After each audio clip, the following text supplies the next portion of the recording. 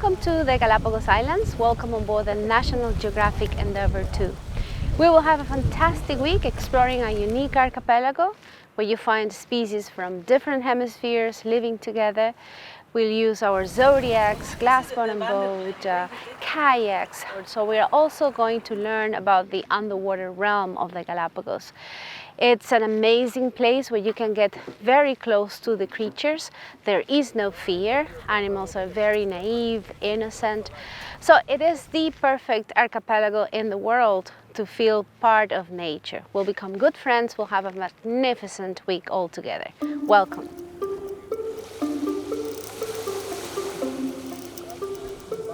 Hard to believe they're already here in Galapagos. We're visiting Las Bachas Beach at the northern shores of Santa Cruz Island. This is a fantastic place. We've been looking for turtle nests around the beach, Sally live-food crabs. We saw already some of the marine iguanas, fantastic endemic reptiles unique to this Galapagos archipelago. Just walking around the beach, we saw 3 of these magnificent spotted eagle rays, just moving really gentle, and behind them there was a Galapagos shark. Huge amount of life around this beautiful beach.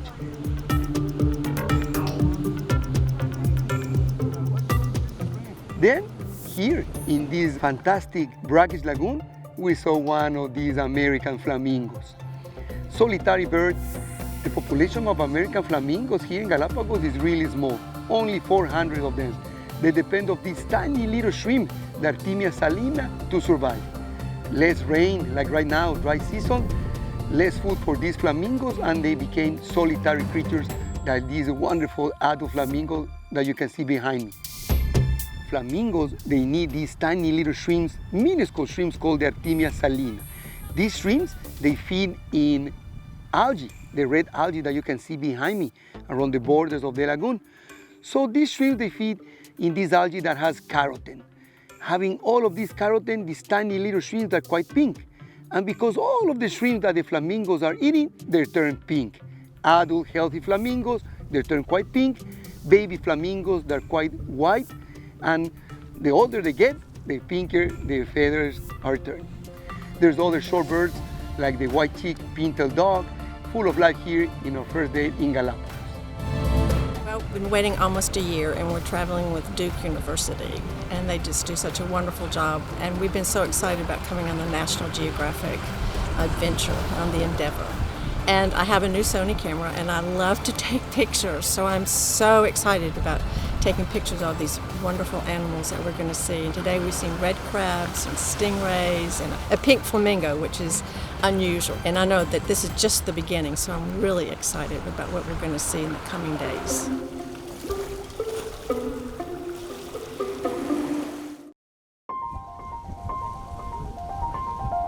Today we're here at North Seymour Island, and we're really excited about the trail because this is a place where we can see frigate birds nesting year-round. North Seymour is also a great place to view the Galapagos land iguana. And of course, in the sandy areas of the beach, we can find the Galapagos sea lion. The Galapagos sea lion, unlike other sea lions in the world, lactate for a really long time. Some individuals are known to nurse for up to 4 years, which is a huge energetic cost for these animals, but they really want to make sure that they give enough nutrition to their offspring in order to have successful reproduction seasons.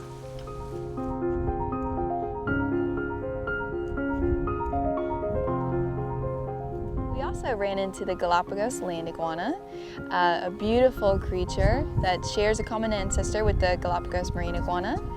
The Galapagos land iguana has evolved a color adaptation in order to camouflage itself into these sort of orangey sediments that we have here on the dry inlands of the central islands of the Galapagos archipelago.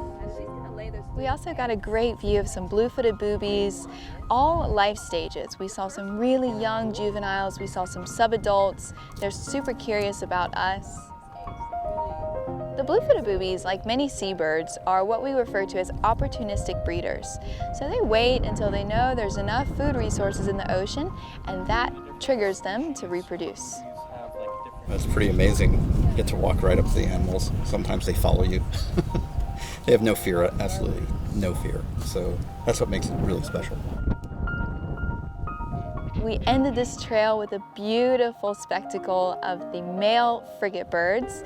They all had their red membrane pouches inflated. Of course, we spoke about how the frigate bird attracts the females, how they perch in these Palo Santo trees, inflate their beautiful red membrane pouches, and the females just cruise over and pick the individual that she likes the best.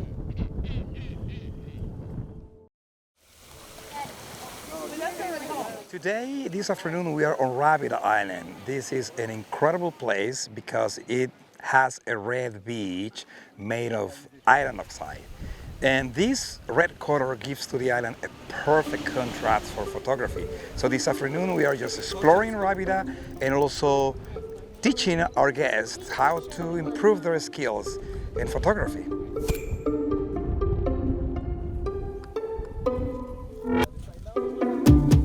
We are here at the brackish water lagoon of Rábida Island, and Galapagos always gives you a lot of surprises. And suddenly, a couple of flamingos landed on this lagoon, and it's just incredible because they are so close. The light is perfect for photography.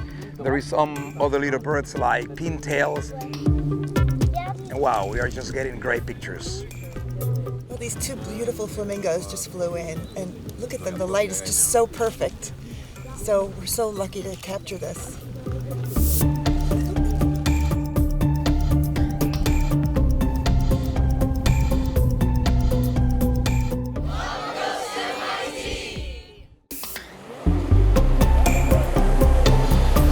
What makes Galapagos so unique is the fact that we get to spend time with really cold water species right next to warm water species. So we have a chance to see creatures like the Galapagos penguin right next to tropical reef sharks and even some coral reefs. The reason why Galapagos is home to all of these unique and strange marine assemblages is because we're actually sitting at the confluence of three very distinct marine currents that are breathing life into Galapagos and bringing different types of ecosystems where different types of animals thrive.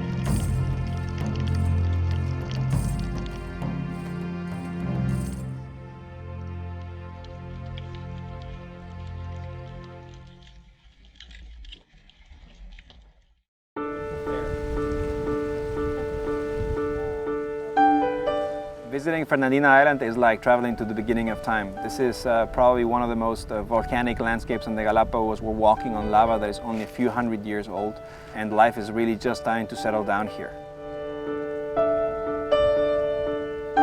The fact of just how barren Fernandina Island is becomes very clear after we leave the lushness of the red mangroves where we landed, and we see the massive numbers of marine iguanas which are sunning themselves on the shoreline.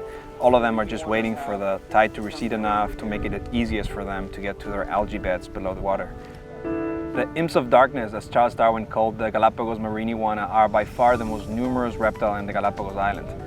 The vast amounts of algae that the marine iguanas rely on for food allow for these massive populations to be found here on the western realm of the Galapagos.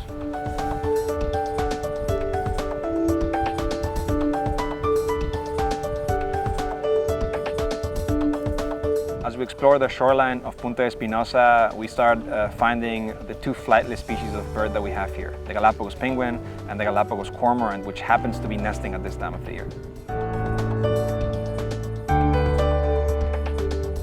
Given the fact that the Galapagos cormorants don't fly, they are bound to find whatever vegetation they can get to build their nest with. And since the Galapagos is a subtropical environment, we do have macroalgae in the shape of sargassum seaweed that they pick up from the ocean bottom to build their nest with. It's pretty amazing. All the marine iguanas were amazing. I also loved seeing the penguins. I wasn't really expecting to see that today. I love all the sea lions. They're so cute and there's so many little babies. As the sun rises and we get closer to noon, the cloud cover is starting to burn off. You start feeling a little bit warmer and you can tell that the marine iguanas find that this is the moment to start going out to sea. We will join them shortly as we go out snorkeling.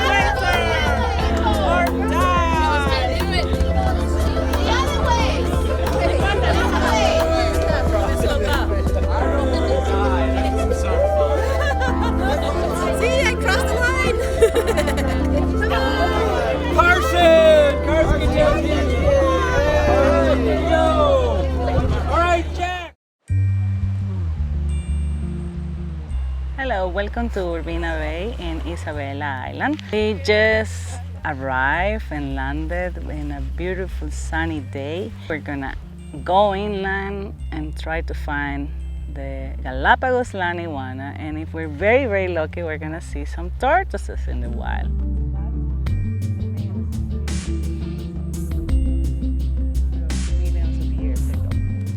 This island is very interesting because it was an uplifting from the ocean. 5 meters of the underwater platform came up for 5 kilometers or 6 kilometers on this area. In Isabela, we have 5 different volcanoes that they are active, and we're very close to Alcedo volcano, which is one of the famous, especially for scientists. I think the Galapagos stands out for 2 reasons, at least. One is that it is where we have learned so much about nature, about evolution, and ultimately, in that sense, about ourselves. So I can't think of another place on Earth that has been so important for our understanding of who we are, where we come from, where the planet comes from. The second is that, fortunately, the Galapagos remains relatively untouched. Not completely.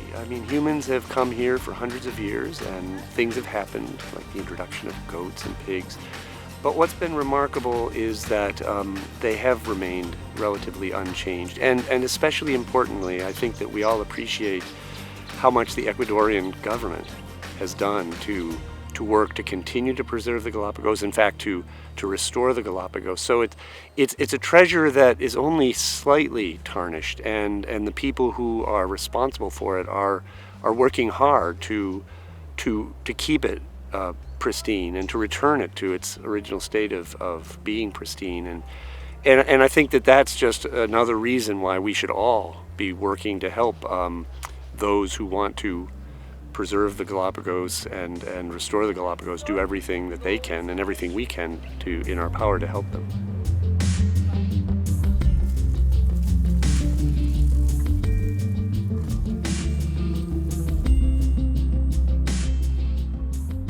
And now that we have experienced the land iguanas, we encountered 3 tortoises from Alcedo volcano inside this beautiful walk.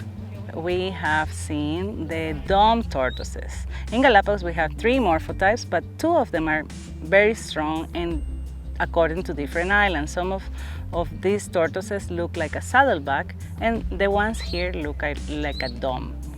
The dome because they find food in the highlands on the ground. And the saddlebacks, they will have to stretch their limbs and their necks higher in order to get some food. We are so lucky today that we have right up in the tree the amazing Galapagos hawk. This is the biggest predator of the island.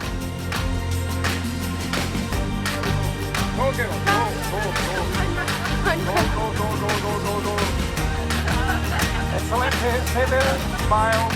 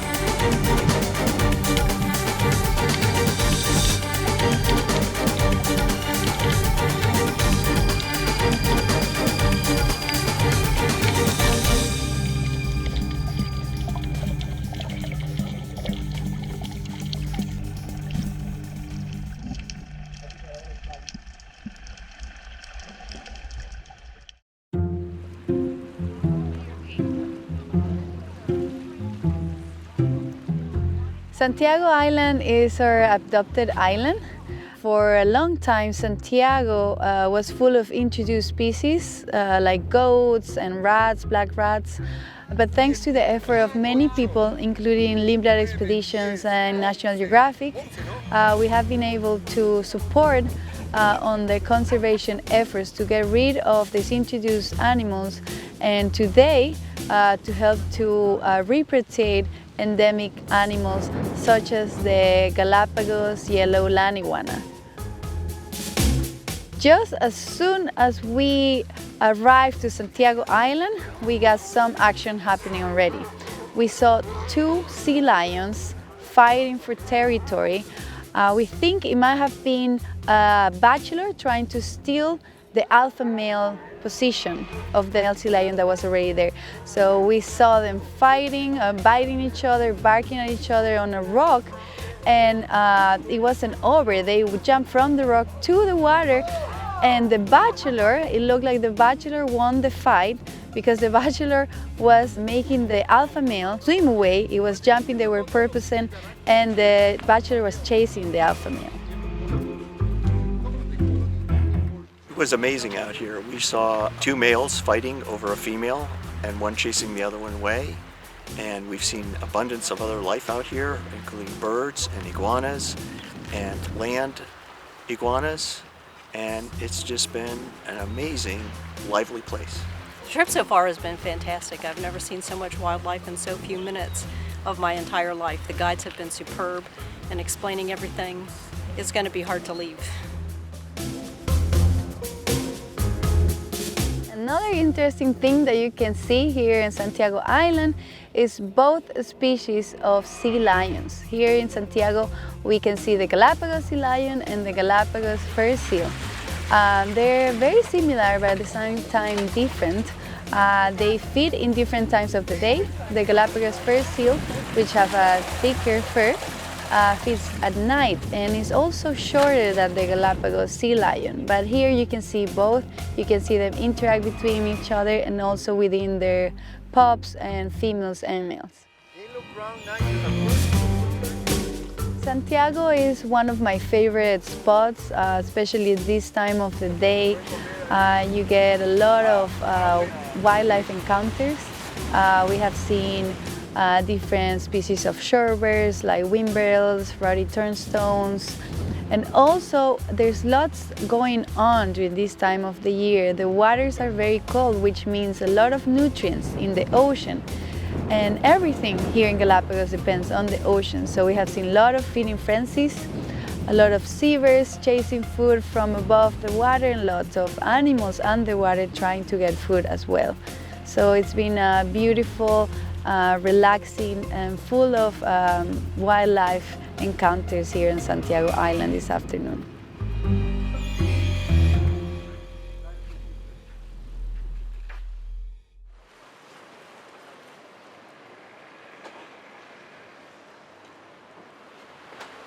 We are on the island of Santa Cruz. This is the day we are going to look for Galapagos giant tortoises. In the morning we are going to look for them at the breeding center, where we are going to find adults. We are going to find baby tortoises. And the other thing we're going to do after visiting this area is to go into town. And also this is the place where the tourism is the main economic activity.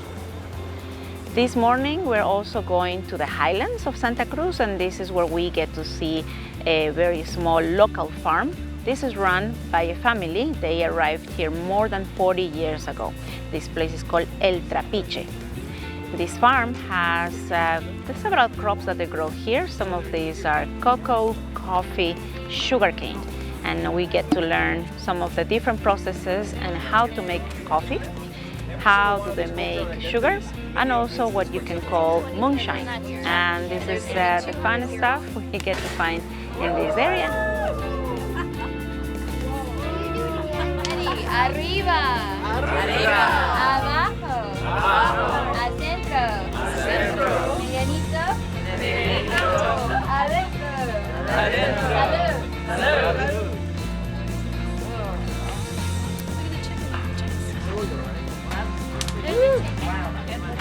afternoon, we are going to be on this place called El Chato Dos, Chato number 2, and it's a wonderful place. This is where we're going to look for Galapagos giant tortoises in the wild. And they are roaming free in this farm. There's lots of vegetation for the tortoises to feed onto, and we get to see males. They're feeding, they're very large and heavy. This is the largest herbivore in the Galapagos, and it gave origin to the name of the archipelago. This is the emblematic species of the archipelago. One of the main characteristics is that they can live a very, very long life. They can get older than 150 years. Males and females pretty much alike come up to the highlands to mate and breed here. And one of the most amazing facts about the tortoises is not only how long they can live for, but also how long can they survive without food and without fresh water. If they feast on grasses and if they drink a lot of water, they'll have enough to survive for up to 12 months or even more without feeding, without looking for fresh water, just using the fat that is stored in their shells. The adaptations that we've heard about all week about how the tortoises are able to live a year without food or water does make them specially adapted to the Galapagos, where you can have these absolute changes in the weather, whether it's rainy or dry, cycles across the year, as well as cycles from year to year with El Niños. So they are quite an amazing creature to adapt and thrive in this unique habitat.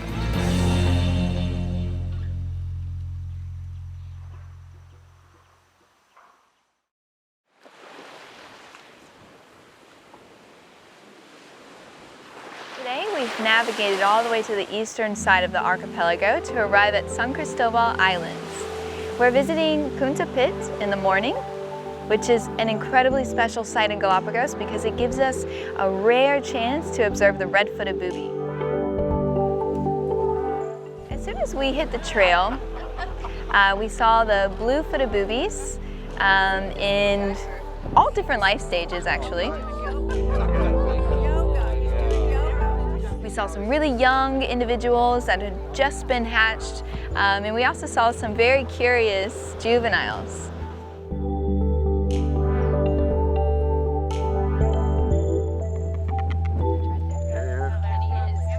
The red-footed booby is probably the pickiest of the booby species that we have in Galapagos in terms of where they like to live. So they've actually chosen only 2 islands in the whole archipelago to colonize, and San Cristobal Island is one of them. They nest in large numbers in these areas. So unlike the blue-footed booby, which we kind of see in scattered colonies all over the archipelago, the red-footed booby has chosen its perfect home in 2 islands and has colonized in big numbers, over 250,000 individuals here in Galapagos.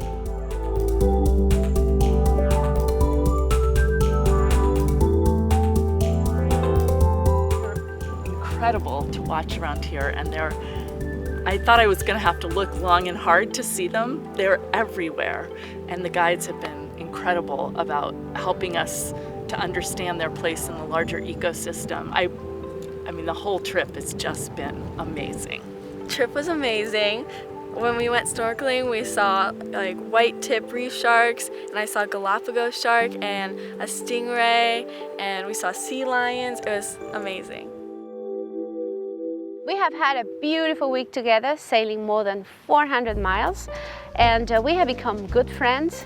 We have seen that it is possible to make it, to live in harmony with nature. You have seen that there are many and very successful conservation programs in the Galapagos. Lindblad National Geographic, you are part of the good news for the islands. It's been more than $8 million given back to the archipelago since Lindblad and National Geographic came here. There are scholarships for Galapagos students. We have our adopted island. There are several grantees in the Galapagos. So you can feel very proud because now you are part of the family and you are our ambassadors to the world. Thank you very much.